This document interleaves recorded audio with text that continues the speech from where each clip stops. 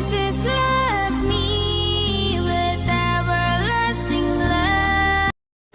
கர்த்தருடைய பரிசுத்த நாமத்திற்கு மகிமை உண்டாவதாக. ஆண்டவராகிய இயேசுவின் நாமத்தினாலே உங்கள் யாவரையும் நான் வாழ்த்துகிறேன். இந்த நாளுக்காக தெரிந்து கொள்ளப்பட்ட தேவ வசனம் யோவான் எழுதின சுவிசேஷம் 10ஆம் அதிகாரம் 9ஆம் வசனத்தை நாம் வாசிப்போம். நானே வாசல், என் வழியாய் ஒருவன் உட்பிரவேசித்தால் அவன் இரட்சிக்கப்படுவான், அவன் உள்ளும் புறமும் சென்று மேய்ச்சலை கண்டடைவான். கிறிஸ்துவுக்குள் பிரியமான தேவஜனமே, இந்த வசனத்தை நம்ம பார்க்கும் பொழுது நம் ஆண்டவராகிய இயேசு கிறிஸ்து அவர் வாசலாக அவர் வெளிப்படுத்துகிறார். அவர் ரட்சிப்புக்கு அவரே வழியாக இருக்கிறார். தேவனோடு கூட ஐக்கியமாக இருப்பதற்கு அவரே வழியாக இருக்கிறார்.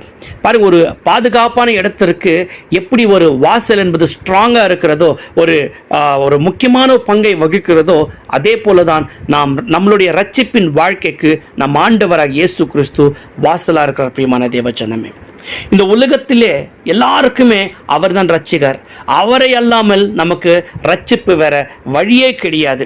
ஆகையினால அவரை நாம் நம்பி விசுவாசித்து வாழும் பொழுது நம்மளுடைய ஆவிக்குரிய ரட்சிப்பின் வாழ்க்கை அது பாதுகாப்பாக இருக்க முடியும் என்று சொல்லிதான் இந்த வசனத்தை நாம் பார்க்க முடியும். பாருங்க, அவர் வாசலா இருக்கிறபடினால அந்த வழியில நாம போகும்பொழுது, நம்ம வரும்பொழுது பார்க்கும்போது நமக்கு ஒரு சுதந்திரம் இருக்கிறது, நமக்கு ஒரு சேஃப்டி இருக்கிறது, அதாவது நமக்கு பாதுகாப்பு இருக்கிறது. அது மாத்திரமல்ல, அவர் நமக்கு வழிகாட்டியாக கூட இருக்கிற பிரியமான தேவச்சனமே. ஆகையினால் அவரை நம்ம நம்பி விசுவாசித்து வாழும்பொழுது எப்படி ஒரு மேய்ப்பன் தன் ஆடுகளை நடத்துகிறாரோ, அதே போல நம் ஆண்டவராக இயேசு கிறிஸ்து நமக்கு நல்ல மேய்ப்பராயிருந்து நாம் சென்றடைய வேண்டிய அந்த இடத்திற்கு, அந்த புல்லுள்ள இடங்களுக்கு ஆண்டவரே நம்மை கூட்டி போவார் என்று சொல்லி இந்த வசனத்தை நாம பார்க்க முடியும். ஆகையினால ஆண்டவராக இயேசு கிறிஸ்துவை நாம் நம்பி விசுவாசித்து வாழும்பொழுது கண்டிப்பாக நம்மளுடைய ஆவிக்குரிய வாழ்க்கையில நமக்கு ஒரு நிறைவு நம்ம கண்டடைய முடியும். அது மாத்திரமல்ல, ஒரு செழிப்பான ஆவிக்குரிய வாழ்க்கை நம்ம வாழ முடியும் பிரியமான தேவஜனமே.